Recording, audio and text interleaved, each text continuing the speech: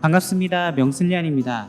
오늘은 웨슬리 설교 7번째 마태복음 6장 16절에서 18절입니다. 금식할 때에 너희는 외식하는 자들과 같이 슬픈 기색을 보이지 말라. 그들은 금식하는 것을 사람에게 보이려 얼굴을 흉하게 하느니라. 내가 진실로 너희에게 이르노니 그들은 자기 상을 이미 받았느니라. 너는 금식할 때에 머리에 기름을 바르고 얼굴을 씻으라. 이는 금식하는 자로 사람에게 보이지 않고 오직 은밀한 중에 계신 내 아버지께 보이게 하려 함이라. 은밀한 중에 보시는 내 아버지께서 갚으시리라. 아멘. 오늘 설교는 금식에 대한 설교입니다. 금식의 본성과 종류, 이유와 목적, 금식의 방법으로 구성되어 있습니다. 여러분들은 금식 기도를 언제 해보셨습니까? 왜 해보셨습니까? 저는 어렸을 때 금식 기도를 길게 한 적이 있는데 내가 원하는 것을 위해서 했습니다. 간절히 원하는 것이 있을 때만 기도한 것이었습니다. 오늘 설교는 금식이 어떤 것인지 우리에게 알려줍니다. 첫 번째, 성경의 금식은 어떤 모습이었을까요? 금식의 모습은 구약과 신약에서 묘사가 다릅니다. 구약에서 보면 금식은 의복과 장식을 제거하고 재를 자기에게 뿌리고 상복을 입고 베옷을 입으며 띠를 두르는 등 단식 외에 하는 것이 더 있었습니다. 신약에서는 특별히 형식에 대한 언급이 없습니다. 예수님이 말씀하신 것에 따르면 머리에 기름칠을 하고 슬픈 기색을 내지 말고 얼굴을 씻어 금식을 안 하는 것처럼 보이는 것 외에는 언급이 거의 없습니다. 금식은 정해진 날들이 있었습니다. 예수님, 엘리야, 모세는 40일 동안 했습니다. 유대교의 금식 규정은 속죄일 전날 하는 금식이었습니다. 스가랴서에 보면 4월, 5월, 7월, 10월에 금식을 했습니다. 초대교회는 매해, 매주 정해진 금식이 있었습니다. 매해에는 부활절 전 48시간 혹은 일주일, 2주간 금식을 했습니다. 매주는 장소 상관없이 수요일과 금요일에 금식을 했습니다. 이처럼 금식은 절기와 묶인 것으로 보면 금식의 본성은 자신이 걸어온 길을 성찰하며 겸손하고 은밀하게 하는 것이었습니다. 두 번째, 금식의 이유와 목적은 무엇이었을까요? 웨슬리는 5가지를 설명합니다. 첫 번째, 하나님께 비통함을 호소하게 될 때 금식합니다. 이스라엘 첫 번째 왕 사울은 블레셋이 쳐들어오는 소식과 함께 하나님의 부재하심을 느껴 금식했습니다. 다윗은 요나단과 사울이 죽었을 때 그 슬픔에 금식하게 됩니다.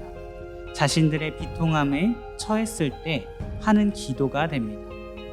이때는 슬픔에 과도한 근심이 되지 않도록 절제해야 합니다. 두 번째, 율법으로 허용된 일을 남용함으로써 하나님께 죄 범함을 인지할 때 금식합니다. 어떤 것을 사용하든지 허용치가 있습니다. 깨끗하게 설거지해주는 주방세제도 적당량이 물과 희석되어야 그릇에 남지 않고 우리 몸에 무해합니다. 이와 마찬가지로 과하면 문제가 됩니다. 이를 돌이키기 위해 금식을 하는 것입니다. 세 번째, 욕망과 헛된 정욕들을 물리치기 위해 금식합니다. 욕망에 따라 사는 자신을 발견하고 그곳에서 나오기 위한 금식을 하는 것입니다. 끊어내기 위한 금식입니다. 정결로 향하기 위한 목적입니다.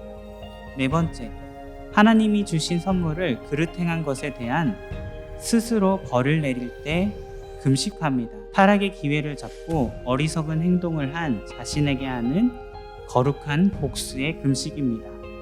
다섯 번째, 축복의 수단으로서 금식합니다. 금식은 하나님의 진노를 돌이켜 하나님의 복으로 바꿉니다. 요나가 니느웨에 가서 사람들에게 진노가 임한다고 하니 니느웨 사람들은 왕과 신하할 것 없이 금식합니다. 그들의 회개로 하나님은 재앙을 멈추셨습니다. 또한 요엘서를 보게 되면 금식으로 회개한 후 하나님이 성령을 주실 것을 약속해 주십니다. 금식으로 회개한 후 위대한 복음의 약속이 뒤따릅니다. 그런 의미로서 금식이 축복의 수단이 되는 것입니다. 금식은 하나님이 지정해 주신 수단입니다. 금식을 통해서 하나님과 관계를 회복하고 정결하게 되는 것입니다. 예수님은 금식을 명령하지 않으시고 금식을 어떻게 하는지 강조하셨습니다. 금식을 어떻게 하느냐에 따라 효력이 있음을 말씀하신 것입니다. 금식의 목적과 이유는 성찰과 회개이며 하나님과 관계 회복입니다. 주님 주신 은혜로 복이 되는 수단이 됩니다. 그러면 금식은 어떤 방법으로 해야 할까요? 첫 번째, 주님께 향해야 합니다. 우리의 의도는 하늘에 계신 아버지를 영화롭게 하는 데 있고 죄에 대한 슬픔과 수치심 때문에 정결케 하는 데 예수님 안에 귀중한 약속을 얻기 위해 하는 것입니다. 두 번째, 금식을 통해 공로를 인정받으려는 생각을 주의해야 합니다. 인간은 계속 자신의 공로를 세우려고 합니다. 사람들의 칭찬에 목말라 있습니다. 이를 인지하고 주의하며 기도해야 합니다. 그렇지 않으면 금식 기도가 하나님께 요구하는 방식이 됩니다. 금식 기도가 마치 거래처럼 되기 때문입니다. 하나님이 기뻐하는 방식이 되어야 유익하게 됩니다. 세 번째, 육체를 지나치게 괴롭히는 방식을 주의해야 합니다. 건강도 하나님이 주신 선물입니다. 건강을 지키기 위해 힘써야 합니다. 우리의 목적은 하나님의 형상대로 회복하는 것입니다. 하나님을 근심하게 한 슬픔으로 하는 것이 금식이지 하나님을 근심하게 하는 금식이 되어서는 안 됩니다. 정리하자면 금식은 주님께 받을 만한 것이 되어야 합니다. 주님은 금식 기도를 통해 은혜를 주시기 원하십니다. 우리가 주님께 드리는 기도를 통해 흉악의 결박에서 풀리며 멍에의 줄이 끊어지고 압제에서 자유롭게 되고 모든 멍에가 꺾이는 것입니다. 여러분들은 금식 기도를 해보신 적 있습니까? 해보셨다면 어떤 목적과 이유로 하셨습니까? 저는 이 설교를 보고 금식에 대해 제대로 정립하게 되었습니다. 그동안 제 금식은 원하는 것을 취하기 위한 금식 기도가 되었고 보이려고 또 의무로서 해왔던 것 같습니다. 앞으로는 주님을 향한 금식으로 반복되는 죄를 끊고 성결을 향한 금식을 실천해 보고자 합니다. 올바른 금식 기도를 수단으로 은혜의 통로가 되는 저와 여러분이 되었으면 좋겠습니다. 감사합니다. 명슬리안이었습니다.